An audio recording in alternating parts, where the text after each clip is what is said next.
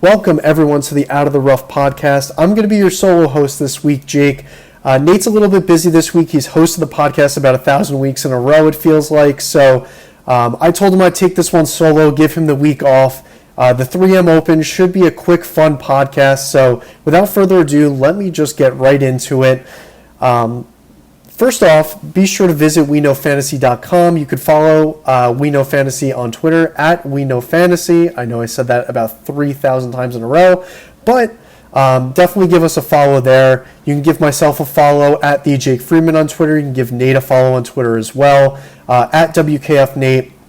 You can find our weekly articles on the website and on our Twitters. We'll also be posting our outright betting cards and, for myself, my matchup cards for the week. So be sure to give us a follow there. You could also join our Discord, completely free to join. A great resource to have on your belt for any golf questions, DFS, outright related, just anything about the sport. There's a lot of knowledgeable people in there and a lot of people who have some very serious knowledge, some very, just trying to learn the game knowledge. So a fun place, completely free to join. Be sure to do that.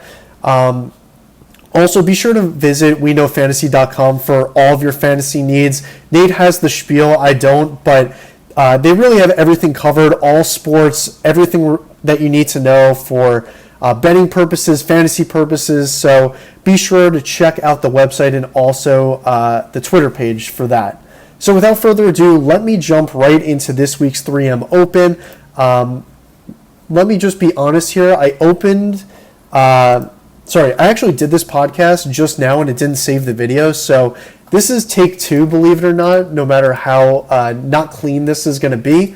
But this week we have TPC Twin Cities, which is in Minnesota, coming in off of a major. So actually, in my opinion, a pretty impressive field given over the pond major. So Xander, I'll talk about that quickly now. Xander, great win, took the tournament by the helm on Sunday, 6 under, deserved to win it. I brought up some questions earlier. I know the golf Twitter community brought it up that his PGA Championship win was kind of phony because a -20 winner there is almost unheard of. But there's no denying this Open Championship win, 2-time major champion on the season, super impressive, can now enter the conversation of who's the better player, Scottie Scheffler or Xander Schauffele. I'm a Xander fan. I still think Schauffele is probably the better, I'm a Xander fan, but Scheffler is probably still the better player this season, just from a numbers perspective, but 2-time major winner, hard to argue either way. I can't fault you for thinking Xander there, but let me get into this week. Be sure to check out Nate's article. He breaks down the field and the course really in depth. I'm going to go through it rather briefly. But here we go. TPC Twin Cities, located in Minnesota. It was designed by Arnold Palmer in 2000. Your typical TPC course. Going to be a lot of birdies. Also, there's danger at every hole, it feels like. So don't take your opportunities for granted. And if you are in trouble, you hope that you're going to have a golfer who can kind of find his way out of it and avoid bogeys and big numbers this week. So it's a par 71, plays over 7,400 yards. The key aspects that I looked at this week are approach is going to be super important. I'm going to go over some previous winners in a second here, but despite those names and what you associate with them, driving accuracy is going to be important and strokes gained off the tee. It's a TPC birdie fest, so birdie percentage is going to be important. Bogey avoidance is going to be important, and you're going to have to be able to pour in some putts when you need to. So that's going to be important as well. I did this on my first take too. I didn't pull up my article this week, so again, poor planning. Just hang in with me there. I know this is another voice crack. This is my first time soloing a podcast, so just bear with me a little bit here. The previous winners, TPC Twin Cities has hosted this tournament the past 5 years, dating back to 2019. The past winners, starting from 2019 to now, Matt Wolff won the debut here, then Michael Thompson, Cam Champ, Tony Finau, and then Lee Hodges last year. So some of these names you're thinking bomb and gouge. The stats show otherwise. Like Cam Champ, for example, is the epitome of just bomb the ball and hope that the rest of the game comes along with it. But some of the other names like Lee Hodges suggest that you need to be in the fairway and you need to have some solid approach play in order to take this tournament down. So without further ado, let me get into my DFS selections this week. Starting in the 10K range, if you know me, you know I'm going to Sahith Theegala at 10,300. The reason why I play him every single week is because he has the ability to win every single tournament he tees it up, whether it's a major or whether it's the John Deere Classic. So that's why I love him. He has a super high ceiling. The floor also pretty low, so you got to take that with a grain of salt. In the outright market, that's fine with me because if you're not winning me anything at all. So the DFS market, I also think it pays dividends. Coming off of a missed cut at the Open last week, I think that there's going to be an ownership opportunity here on Theegala. On the season, off the tee, he ranks 23rd, 28th on approach, 118th around the greens, 25th putting, and 11th in strokes gained total. So I forgot to mention this. Strokes gained total, I know it sounds stupid, and I thought the same, but it actually correlates pretty heavily here at TPC Twin Cities. So 11th on the season there. I put a solid weight on it in my model, so that's why he popped for me. And that's why he's a play for me in the DFS board here. So he missed the cut at the Open last week, but then had a T4 the week before at the Genesis. Has a lot of top 10 finishes on the season, so I'm taking my chances in the DFS market that he could have a ceiling week in a crappy field. Next, I'm going to move into my 9K selection here. I think he's going to be one of the more popular plays this week. It's going to be Akshay Bhatia at 9,800. Playing some awesome golf. He missed the cut at the Open. It was his debut there. I'm happy to throw that out. Following before that, he had a T22 at the Memorial, a T16 at the U.S. Open, a T5 at the Travelers, and a T2 at the Rocket Mortgage. So really trending in the right direction, playing some awesome golf. What held him back last year was the putter in the short game. That has seemed to turn a corner this year. He's been an awesome putter. On the season, 40th in strokes gained off the tee, 17th on approach, 113th around the greens, 27th putting, and 10th in strokes gained total. So very similar profile to Theegala. If I'm playing Theegala, I'm also playing Akshay, which is what I'm doing this week. And yeah, I think he has a really good chance to win the tournament this week. So DFS and outright fully endorse the plays. Next, I know I'm rattling this off quickly, so if you have any questions, be sure to DM me or Nate in the Discord or on Twitter. But in the 8Ks, I'm going to go with Taylor Pendrith at 8,700. Playing some awesome golf. He's won on the season also at the Byron Nelson, which is a bit of a birdie fest, I believe. Yes, he won that at 23 under, so definitely qualifies as a birdie fest. Playing some really good golf. At the Barracuda last week, he finished T5. He's rattled off some T25 finishes previously. So when you think of Pendrith, you think of distance off the tee, but he also packs a really good putter. 93rd in strokes gained off the tee on the season, 106 on approach, 68th around the greens, 12th in putting, and also 37th in strokes gained total. I couldn't get away from him this week in the DFS market. I couldn't get to him in the outright market. I think 35 is a little shallow in my opinion. But, you know, if that's the direction you choose, I do like him to have a solid finish this week. Next, 7K selection. This is where I try to diversify my lineups a little bit, trying to get some low-owned guys that I think can play really well. And I'm going to go with Ben Silverman. His last 2 weeks, nothing to write home about at the Barracuda T40 and at the ISCO T31. But before that, Rocket Mortgage T17, John Deere T18. So I like where his game is there. Super accurate off the tee, having some really good approach weeks as of recent, which is important, and he's a great putter. So I think it's a really good chance to take here. On the season, he ranks 83rd off the tee, 86th on approach, 58th around the greens, 15th in putting, which is really good. And what I really love about Silverman, including the entirety of the PGA Tour, he is 22nd in strokes gained total, which sounds stupid because Ben Silverman is not someone you'd think, oh, he's just going to gain across the board. he seems to have been doing that on the PGA Tour this season. So at 7,200, I think this is a great opportunity to roll him out in the DFS market. I also think he's live in the outright market, so be sure to consider him there. Next, I'm going to go with my 6K selection. So the last range here, I know I rattled these off kind of quickly, but I'm going with Kevin Chappell at 6,300. Lower end of this range, if you want to jam the top of the board here, I think it's going to be a little bit of a popular mold in DFS, but if you decide to go that route, I like Chappell at 6,300. Mainly recent form, T25 at the ISCO, T17 at the Barracuda, similar Birdie Fest crap field events that he's proven successful on as of recent. Over the long term, he's about average in driving distance, about average putter, slightly below average around the green. But what I love is that the putter's gotten pretty hot. The off the tee's been pretty decent, gaining in 4 of his last 5. It really comes down to the iron play. So if Kevin Chappell can get the irons going at 6,300, he's made the cut in his last 3 starts. So I'm willing to try to hang my hat on that and take my chances there with him. That's what I have for the DFS market. I'll run through my outright card pretty quickly just to fill some space here, but it's going to be a fun, quick podcast for you guys this week.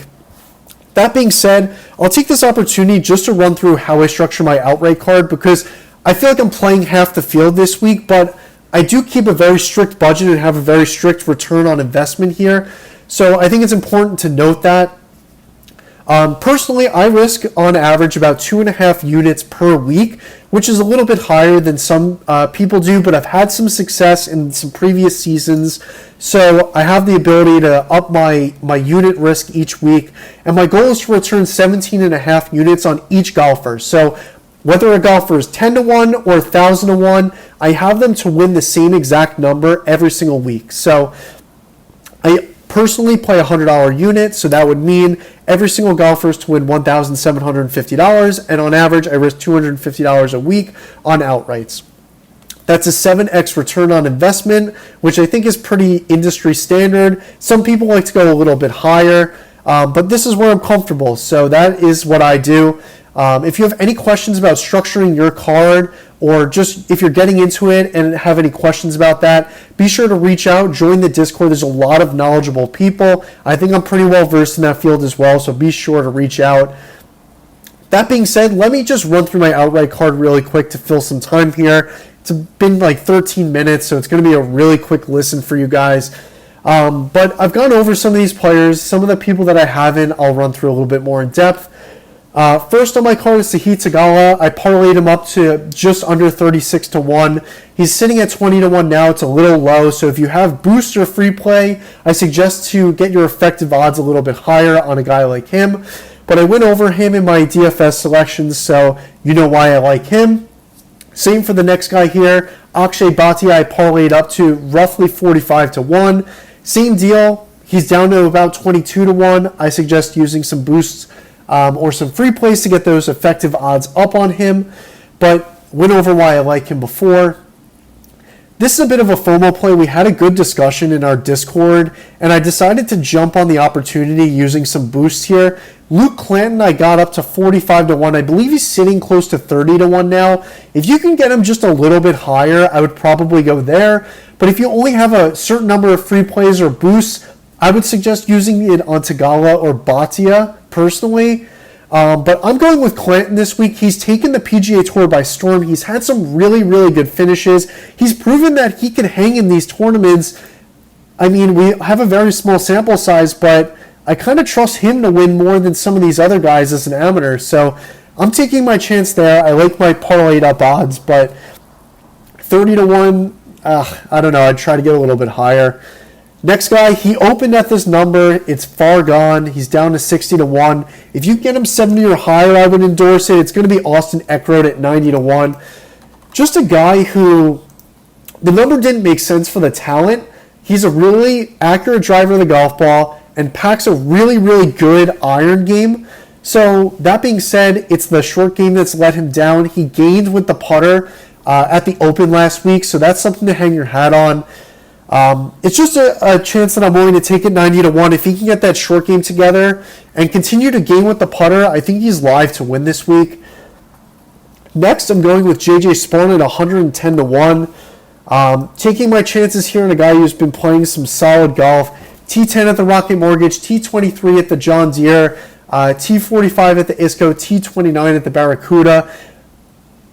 Long off the tee, and he's awesome on approach. The short game has been about even, but over the long term, his around the green and putting is a little bit below average. So for him to get that around even, I think it's trending in the right direction. Also, the accuracy off the tee has been trending in the right direction. So that being said, if Spaun can find himself in the middle of the fairway enough, his approach game could get him there enough for the putter. If the putter can get hot, I think he has a chance to win. Not a winner this season, but I know he won the Valero Texas Open last year, so just something to think about. I added this guy to my card for recent form purposes. It's Sungyeol No, 200 to 1. T6 at the ISCO, T24 at the Barracuda. His short game has been awesome, and over the long term, it really is. He is a solid short game player. The approach game has been above average, which is something to hang your hat on, not anything considerable. But the off the tee play also about average. So if he could spike with the irons or off the tee, the short game is there for him to win. And the recent form in crappier field events, I think he's live this week at 200 to 1. Next, I played this guy at the John Deere Classic and he missed the cut. I can't get off of him. It's Matt Kuchar at 250 to 1. What does he do well? He finds himself in the fairway and has a great short game. He missed the cut at the John Deere because the putter absolutely failed him. But that being said, over the long term, he's a fantastic putter, and the approach game that generally is what fails Kuchar has gotten into form. He's gained in his last 4 starts with the irons, which is important. So I'm willing to throw out the one putter letdown to get this guy at 250 to 1 on my card. If he can keep the irons going and keep finding fairways, I love Kuchar this week, and I think he's a great outright selection. Next, this is a guy you're going to have to bear with me. It's Adam Schenk at 250 to 1. Just a ridiculous number, so that's why I bet it. He's been absolutely awful as of recent, but to start the season, he had a lot of good starts. Something to hang your hat on. Over the long term, he's long off the tee, has about average putter and about average approach play, so that's just something to think about there. The approach play has gone into form. He's gained over a stroke per round in his last 2 starts, including at the Open. Everything else has kind of failed him, so you kind of have to stick with me there. But I think if his game kind of rounds out into form and the approach is there, I think that he's viable to win. Next, I only have 2 more guys left, so we're almost there. Henrik Norlander, this guy just loves crapfield birdie fest, so that's why I took him this week. 270 to 1 I thought was a crazy number. I think that number is gone, but if you could still get him at 200 to 1, I'd endorse that. His recent form, a T25 at the ISCO and a T11 at the Barracuda. Some of his other weaker field events, a T20 at the Myrtle Beach this year, T15, at the Puerto Rico, and then a T13 at the Mexico Open. So a lot of top 20 finishes at Birdie Fest crapfield events. So I think there's a clear opportunity for Norlander. Last but not least, I cover this guy in the DFS section. It's Kevin Chappell, 500 to 1 I got him at. Just playing some good golf in his last 2 starts. 500 to 1 I thought is a ridiculous number. That's where you put your That's where you skip your morning coffee and you put your coffee money on Kevin Chappell to win some vacation money for your family. So just a shot in the dark there, 500 to 1. Figured why not. That being said, that's all I've got for you guys this week. Quick 20-minute episode for you guys. Be sure to visit WeKnowFantasy.com. Follow at WeKnowFantasy on Twitter. Follow Nate at WKFNate on Twitter. Follow myself at the Jake Freeman on Twitter. Our articles will be posted on our Twitters and on the website. You can find our outright betting cards, DFS selections, everything. Also, be sure to join the Discord. Completely free to join, as I mentioned before. And that's all I've got for you guys this week. So I hope you enjoy. If you have any questions at all, be sure to reach out to us. And good luck this week. Be sure to gamble responsibly, and I'll talk to you guys all next week. See ya.